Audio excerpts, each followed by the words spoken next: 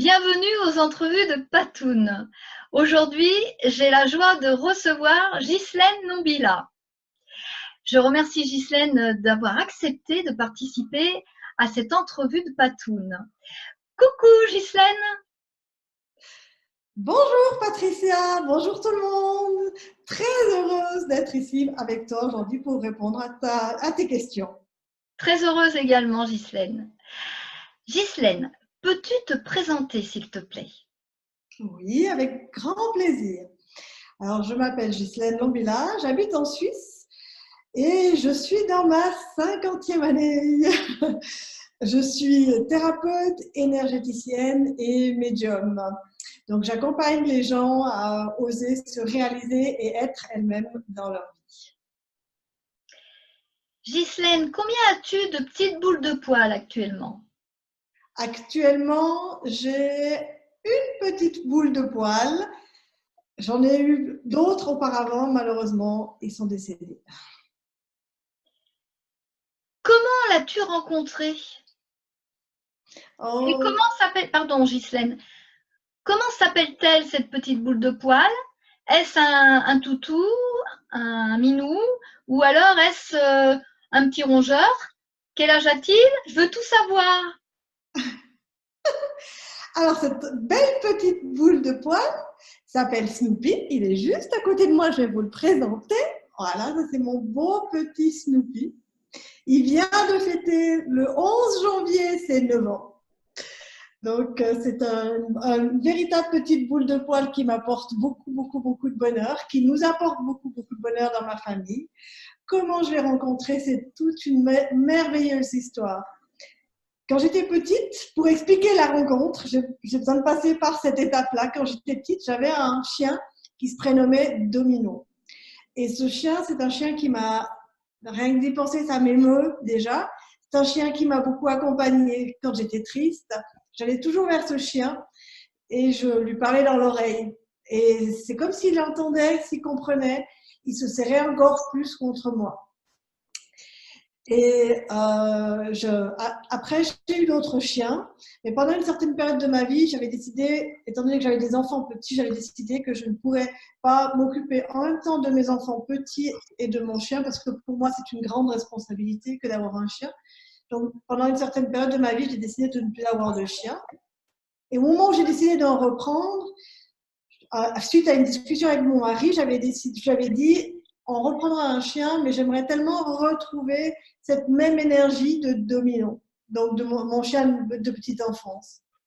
Et quand on a commencé à chercher un chien, mon mari au départ n'était pas trop pour, parce que on sait la responsabilité que c'est d'avoir un chien. Donc quand j'ai commencé à faire la recherche d'un chien, un chien qui conviendrait à notre famille, à mes deux enfants, j'avais mes deux enfants bien plus jeunes, et je savais pas, on savait qu'on ne voulait pas un gros chien, parce qu'on habite une maison, donc ça ne convenait pas dans notre maison. On savait qu'on voulait un petit chien. Et les choses se sont tellement faites, c'est comme si ce chien devait vraiment venir à moi. Parce que j'ai été chercher sur Internet, j'ai vu Chihuahua et je ne voulais pas de Chihuahua à l'époque. Et j'ai vu Chihuahua à vendre. Je dis, oh, ça m'a interpellée. J'appelle la dame, il en restait plus qu'un. Et j'ai eu quelques échanges avec cette dame. Et à la fin de tous ces échanges, la dame me dit, le chien se prénomme Domino. À ce moment-là, j'ai dit, OK, c'est ce chien qui doit venir. Il doit venir chez nous. C'est vraiment juste. Le fait qu'il s'appelait le même nom que mon chien d'enfance, c'était vraiment une évidence qu'il était à venir chez nous. Donc, voilà un petit peu la petite histoire, comment je l'ai rencontré. Ça a tout de suite été, quand j'ai été le voir, ça a tout de suite été une histoire d'amour. Tout de suite, il est venu vers moi. C'est comme si vraiment l'univers l'avait envoyé. On devait se rencontrer. C'est vraiment plus qu'une évidence pour moi. Parce que pour moi, c'est aussi un chien thérapeute. Ghislaine, comment décrirais-tu cette petite boule de poils? Oh. Je suis très émue rien que d'en parler parce que c'est un chien qui m'accompagne aussi énormément. Comme je t'ai dit, je suis thérapeute. Et au départ, c'était un chien qui m'a visé. Maintenant, Il est un peu plus assagi, mais au départ, c'est vraiment mon chien qui m'avisait si les gens étaient bien ou pas bien. Donc, je recevais des gens et lui les aboyait, chose qui n'était pas du tout habituelle parce que j'ai fait des cours d'éducation avec lui, j'ai fait des cours avec une dame qui donne des cours, mais aussi avec un comportementaliste pour chien, parce que moi, c'était très important le lien avec mon chien et c'était très important la sociabilité de mon chien. Et c'est un chien d'ailleurs qui va vers tout le monde. Et quand j'étais en cabinet, quand les gens arrivaient vers moi et ils me disaient oui, oui, tout va très bien, mon chien aboyait. Et je savais pertinemment que mon chien était en train de me dire qu'ils étaient quelque part en train de me mentir, qu'en fait ils allaient extrêmement mal. Et il suffisait de 5 minutes après pour que effectivement les personnes soit partent en larmes ou soit me disent non, ça va pas du tout. Donc mon chien était vraiment là, il a cette particularité pour moi de vraiment bien sentir chez les gens leur énergie. Et même mon lien avec moi, dans ma propre famille, si par exemple je commence à être en colère, mon chien va quitter la pièce. Il m'avise tout de suite, c'est comme un indicateur. Attention, là tu dépasses un petit peu ton niveau de colère et donc il part. Et dès que je suis plus calme, il va revenir. C'est juste voilà, une belle particularité pour moi qu'il a. Quelle relation entretiens-tu avec ton chien? Une grande relation d'amour. Pour moi, mon chien, c'est bien plus qu'un chien, c'est vraiment une personne. C'est-à-dire que le jour où j'ai été chercher mon chien, quand il avait 3 mois, hein, je me rappelle très bien partir avec la voiture et avoir cette conscience, j'avais vraiment très peur. Parce que j'avais cette conscience que c'était une grande responsabilité pour moi. Avoir un chien, c'est vraiment en prendre soin parce que c'est comme nous, ils ont une âme, donc ils ont des émotions. Donc, c'est pas quelque chose qu'on peut faire à la légère, pour moi, vraiment.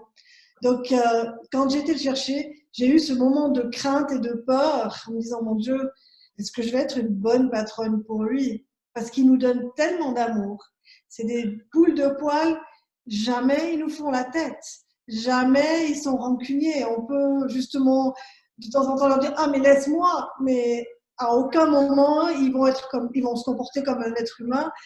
Ils vont pas faire la tête. Ils vont tout de suite être dans l'accueil. Et pour moi, c'est des telles boules d'amour et à quelque part des thérapeutes pour nous. Ils nous apportent tellement, juste dans le fait de cet enseignement d'être dans l'instant présent.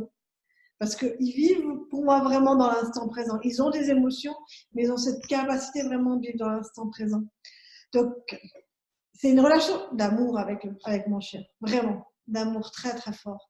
Et c'est vraiment moi sa patronne. Il y a dans la famille, hein, j'ai 2 garçons et mon mari, ça sera toujours vers moi qui sera. Après, il va aussi vers mon mari, il va aussi vers mes enfants, il les aime énormément, mais c'est moi la personne dominante parce que c'est moi qui ai suivi tout son chemin, qui ai fait les cours avec.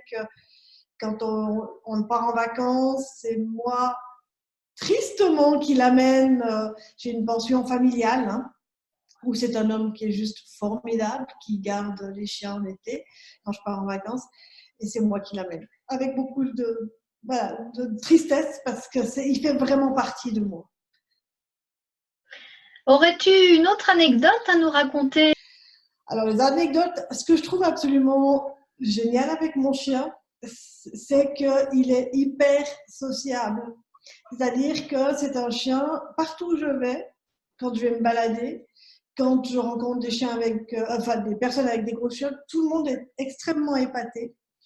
Parce que c'est un chien qui sait exactement comment se comporter. Il n'a pas peur des gros chiens, il n'a pas peur des petits chiens. Parfois même, c'est lui qui dicte aux gros chiens la façon de se comporter. C'est-à-dire que s'il peut y avoir plein de gros chiens qui arrivent, alors là, il va avoir un moment de recul, il va être dans l'observation et très vite, soit lui va leur montrer que vous me foutez la paix, ou soit s'il sent qu'il sera en danger, il va se mettre lui-même en retrait. Il a vraiment cet instinct de survie, ou je sais pas, cet instinct animal, je ne sais pas comment on peut l'appeler, mais un grand sens de la compréhension des autres animaux. Et il est justement hyper épatant. Mais je pense que c'est aussi le fait d'avoir fait tous ces cours avec au départ. Hein. J'ai tout de suite commencé, dès l'instant où j'ai eu mon chien, j'ai commencé à faire, donc à 4 mois, j'ai commencé à faire les cours d'éducation canine pour vraiment mieux comprendre mon chien. Parce que on a tendance des fois à penser humain au travers d'un chien et le chien n'a pas du tout le même mode de fonctionnement de pensée que nous. Il a des émotions, mais il a besoin d'un comportement quand même assez strict, dans le sens qu'on lui montre des limites. Et ça c'est vraiment quelque chose qui m'a permis d'avoir une très grande confiance en lui quand il est auprès des gros chiens. Et ça étonne énormément, énormément de gens parce que souvent les petits chiens ont peur des gros chiens et sont attachés ou sont vite portés. Pas toujours juste, enfin pour ma part, ce qui n'est pas juste à faire. Pour toi, qu'est-ce que la bienveillance envers son animal de compagnie? Alors, c'est avoir un grand respect pour son animal. Pour moi, je ne supporte pas si on lève la main sur un animal. Pour moi, ça, c'est un manque de bienveillance. C'est vraiment avoir le respect de ces animaux, quel que soit l'animal. Pour moi, que un chat, un chien, des oiseaux, c'est vraiment respecter l'animal dans ce qu'il est, dans ses besoins. C'est-à-dire que si par exemple il est en train de dormir, notre chien, bah, laissons-le dormir. C'est pas à nous à décider si c'est le moment qu'il se réveille ou pas. Essayer de le nourrir au mieux, être à l'attention de ce qu'il a besoin, en prendre soin, quoi. Vraiment en prendre soin, mais pas comme ça nous convient, vraiment apprendre à comprendre un chien et en prendre soin après. Si Je tu pense que devais... certaines... Oui. Vas-y. Je pense que certaines fois, certaines personnes devraient faire des cours avant de prendre des chiens. Si tu devais diffuser un message sur cette vidéo, que dirais-tu? À toute personne qui a envie de prendre un chien ou un animal de compagnie, réfléchissez vraiment parce que c'est un magnifique cadeau qu'on se fait et en même temps c'est une très grande responsabilité. C'est pas un jouet pour moi, un animal. Donc vraiment poser le pour et le contre avant de prendre cette responsabilité parce que pour moi c'est des êtres qui sont tellement dotés d'un grand amour pour nous qu'on doit vraiment honorer cet amour qu'ils nous transmettent. Ghislaine, si des personnes souhaitent te joindre, où peuvent-elles te contacter? Alors, sur mon site www.ghislainelombila.com ou sur ma page Facebook Pro qui est Ghislaine Lombila, coach intuitive à la porte du cœur. Merci beaucoup, Ghislaine, pour ce témoignage. Avec grand plaisir. Merci à toi pour tout ce que tu fais pour ces animaux à La Réunion. Ils sont vraiment chanceux de t'avoir. Et puis, n'oublie pas de faire un gros câlin de ma part à ta petite boule de poil. Avec grand, grand plaisir. Au revoir. Au revoir.